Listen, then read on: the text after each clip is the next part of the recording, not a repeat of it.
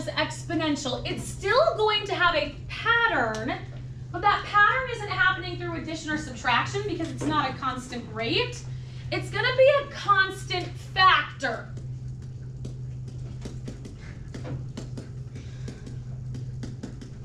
Okay, which is going to mean that we can multiply or divide by the same number.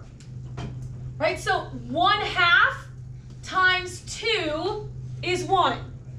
1 times 2, 2 times 2.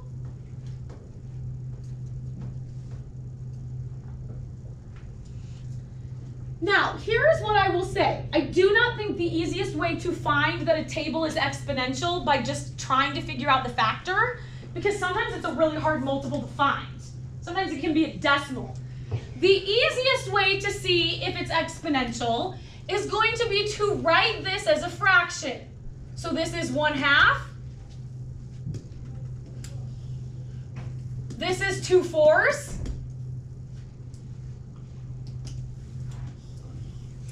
This is 4/8. Would we all agree that those are all equivalent fractions? Right? That tells us that there is for sure something that we could multiply them all by, and that's what makes it exponential. It's increasing by a different amount each time, but the pattern that it's increasing by is constant.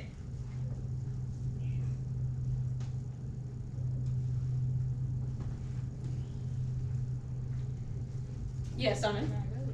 If you fell past in your folder.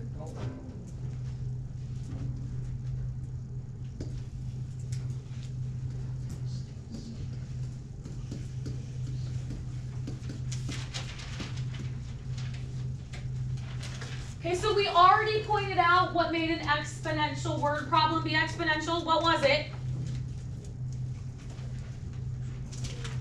What was it, Cade? The percent? Now, remember, a percent isn't always super obvious. I mean, sometimes you will see 2%. Sometimes you will see something that it's half of the group every single time.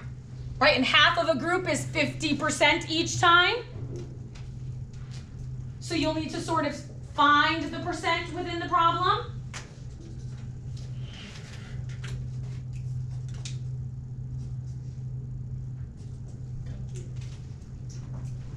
Okay, but an exponential word problem always has a percent of some type happening in there.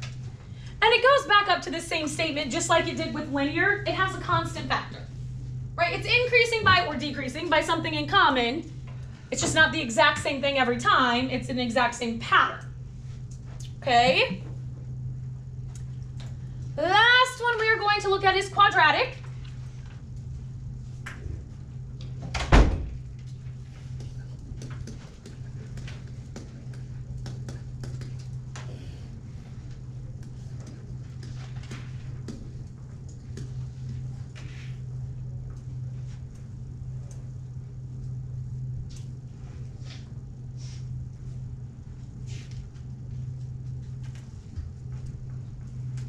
Okay, so just like linear, right? Linear could be in standard form, slope-intercept form, point-slope form. No matter what form it's in, it still has the same type of graph. So whether we're in vertex form or standard form with a quadratic, what's the graph going to look like? Lily? Is it a parabola? A parabola, right? That's the fancy word that goes with it. Excellent. All right, a parabola is our U, whether it's going up or going down.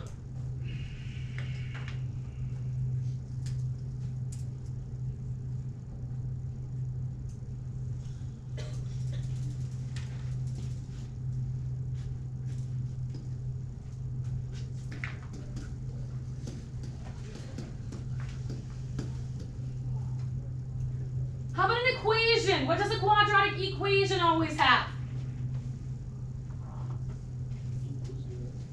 What do you say, Lily? And A, B, and C. Those are some things that we can consider, yes, but why do we have 3 pieces?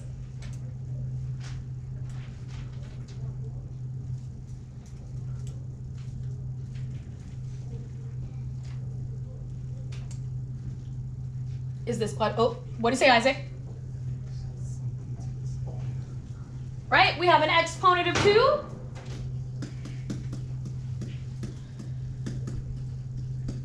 Quadratics are something with a degree of 2.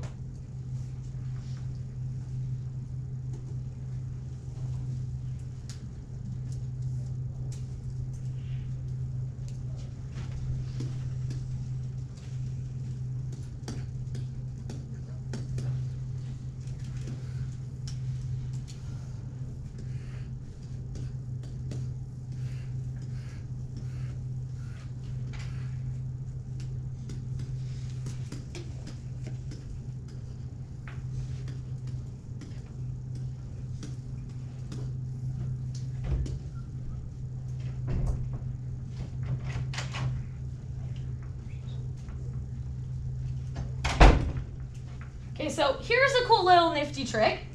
If you want to tell what degree something is by looking at a table, again, you have to have it increasing consistently over here or decreasing consistently over here. Right? We can check. What do we add or subtract to get from 4 to 1? From 1 to 0. From 0 to 1.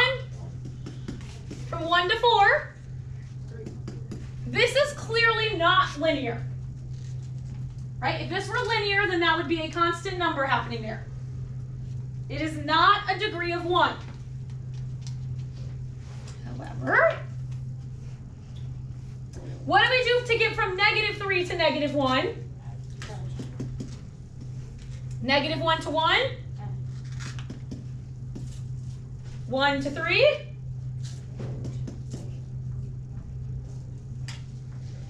Because this matches the second time, this is quadratic. If it were to match the third time, it would be cubic. Okay, so you can determine by how many times you have to go out. I always tell my students, check and see if it's linear first, then check and see if it's exponential, then check and see if it's quadratic. Because linear and exponential, you can kind of just look at it and do the basic math. Quadratic, you have to check twice. No word problems with quadratics. Because all we've done with story problems with those is like where the equation is given to you, vertical motion, and then that goes back to seeing the exponent of 2.